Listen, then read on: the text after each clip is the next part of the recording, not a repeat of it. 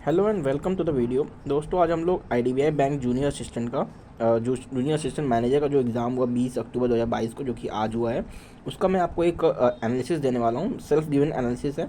मेरा आज एग्ज़ाम था, 3 बजे वाले शिफ्ट में था मेरा एग्ज़ाम। जो मेरे अटैम्प्ट है टोटल देख सकते हैं आप, 118 अटैम्प्ट मैंने किए आउट ऑफ 200। मैं लेवल की बात करूँ तो मुझे थोड़ा सा मॉडरेट और हार्ड हार्ड लगा।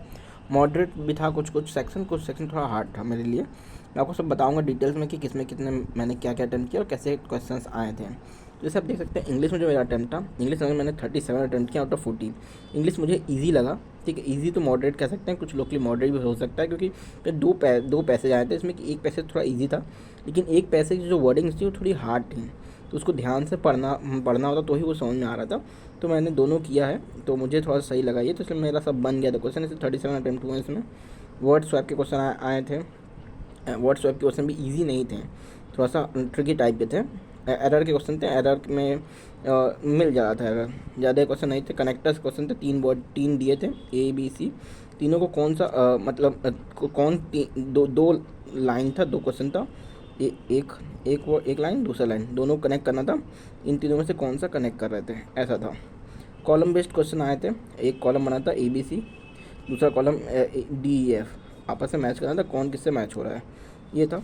ये सारे क्वेश्चन थे, कुछ और भी क्वेश्चन थे इसमें, जैसे कि अब बात करते हैं, फिर उसके बाद रीजनिंग का सेक्शन की बात करते हैं। रीजनिंग और डीआई साथ में आया था।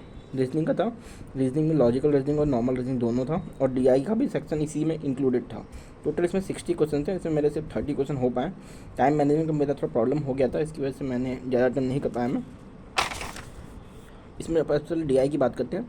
तो 4 डी आई थी। एक डी आई थी bar graph based D I थी। इसमें ए बी सी तीन तीन ट्रेन थी, कार्गो पैसेंजर और कार्गो ट्रेन और पैसेंजर ट्रेन दो थी, और इसमें कार्गो का परसेंटेज दिया था, कितने परसेंट कार्गो हैं, और बार ग्राफ में कार्गो का नंबर दिया था। वो उसके बाद रिमेनिंग परसेंट निकाला था पैसेंजर ट्रेन का। टेबल बेस्ड दी आई थी। एक टेबल था जिसमें कि प्राइवेट सेक्टर स्कूल और गवर्नमेंट स्कूल, प्राइवेट में भी प्राइमरी स्कूल फिर था, फिर गवर्नमेंट में प्राइमरी स्कूल था। ये सारी चीज़ें निकालनी थी उसमें। सब कुछ दिया हुआ था, प्राइवेट का डाटा दिया था, गवर्नमेंट का डाटा दिया था, और प्राइवेट में कितने कितने इंग्लिश मीडियम है, कितने हिंदी मीडियम है, वो दिया था। गवर्नमेंट का प्राइवेट और इंग्लिश, मतलब इंग्लिश और हिंदी मीडियम जो स्कूल्स हैं, उनका डाटा आपको क्वेश्चन में दिया था, उसके अकॉर्डिंग निकालना था। एक डी आई थी पाई चार्ट बेस्ड दी आई थी, वो मैंने नहीं किया। 2 सर्कल थे, दोनों सर्कल का मेंस लेवल डी जो होती है वो होती है। मुझे ये जो इसका पूरा ओवरऑल पैटर्न की बात करूँ और क्वेश्चंस के लेवल की बात करूँ, तो आईपीएस क्लर्क मेंस लेवल का मुझे लगा। कुछ पीओ लेवल के भी कह सकते हैं क्वेश्चंस थे। लाइन बेस्ड डी आई थी एक एक ऐसे ग्राफ था, ग्राफ में लाइन बेस्ड डी आई थी, और एक टेबल भी दिया हुआ था, कुछ डाटा दिए हुए थे। उसके बाद देखिए पज़ल की बात करें तो पज़ल आया था। पज़ल भी 3-4 पज़ल थे। 8% थे, सर्कल में बैठे हुए थे, वो पज़ल था। रो बेस्ड पज़ल था, north south blood relation based puzzle था। आगे देख सकते हैं आप, डायरेक्शन के क्वेश्चन थे।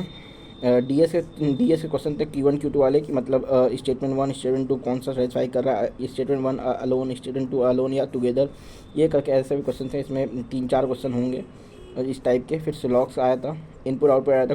इनपुट आउट मतलब मशीन इनपुट जो होते हैं, मशीन इनपुट आया था। इसमें 7 स्टेप बन रहे थे। 5 स्टेप में दिया हुआ था, लेकिन जो क्वेश्चन था वो 7 स्टेप बन रहा था।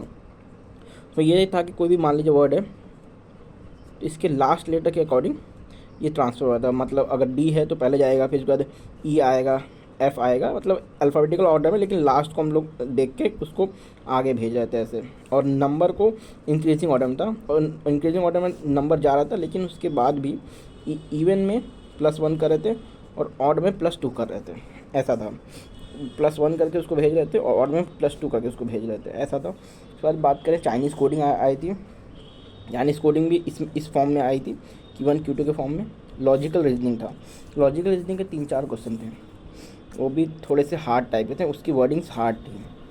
कौन सी बात करें तो कौन से मेरे बहुत कम अटैम्प्ट हुए, 18 अटैम्प्ट हुए, क्योंकि टाइम नहीं बचा मेरे पास लास्ट में। मैं पूरा अटैम्प्ट करता हूँ। इसमें सिर्फ और सिर्फ अर्थमेटिक आया था, और बाकी 1 लाइनर जो होते हैं, अप्रॉक्सीमेशन, क्वाड्रेटिक इक्वेशन और मिसिंग और नॉन सीरीज़। क्वाड्रेटिक इक्वेशन की बात करें तो 3 से 4 क्वेश्चन क्वाड्रेटिक इक्वेशन के थे। अप्रॉक्सीमेशन के वैसे ही 3 से 4 क्वेश्चन थे, और मिसिंग नहीं, रॉन्ग नंबर सीरीज़ थी, जिसके बीच में 4 क्वेश्चन। मतलब मिला जो है कि तीनों मिला के मुझे लगता है 15 क्वेश्चन होंगे, 15 या उससे कम ही क्वेश्चन थे। इसके बाद इसकी बात करें अर्थमेटिक के तो एज के सारे जितने भी अर्थमेटिक के सब्जेक्ट थे मेनली सबसे क्वेश्चन था एज के, board and stream, probability, ratio, mixer, percentage और आपका टाइम एंड डिस्टेंस, स्पीड, सब था। जीए की बात करें तो जीए थोड़ा सा हार्ड आ रहा है इसमें मुझे लगा, क्योंकि एक पर्टिकुलर डिटेल एक डिटेल पूछा रहा है इसमें। लाइक मैं भी बताऊंगा आपको क्वेश्चंस भी। 33 मार्क्स मैंने किए हैं आउट ऑफ 60। तो देखिए इतना हार्ड आया है पेपर, कहीं ना कहीं तो पेपर हार्ड था ही, तो कट ऑफ जो है वो कम जाएगी, मुझे लगता है 100 से कम कट ऑफ जाएगी इसमें।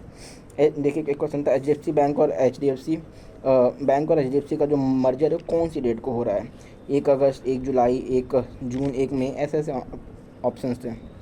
इलेक्ट्रिक गवर्नमेंट कोई इनिशिएटिव है जो कि electricity to all the rural areas by 2027 I think, या जो भी था 2027 था आई थिंक, हाँ जो भी था। तो उस स्कीम का क्या नाम है? PM प्राइम मिनिस्टर जो होते हैं हमारे, और कौन कौन से डिपार्टमेंट या और कौन कौन से जो बॉडीज़ होते हैं उसके चेयरमैन होते हैं।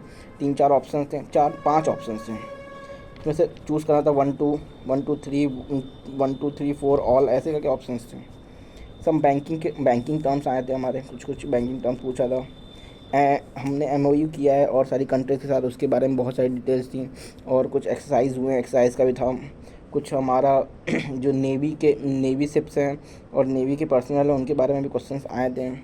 इंडियन बैंक, कोई एक इंडिया बैंक और जापान का बैंक दोनों मिलके MOU साइन किए हैं, उसके रिलेटेड क्वेश्चन था।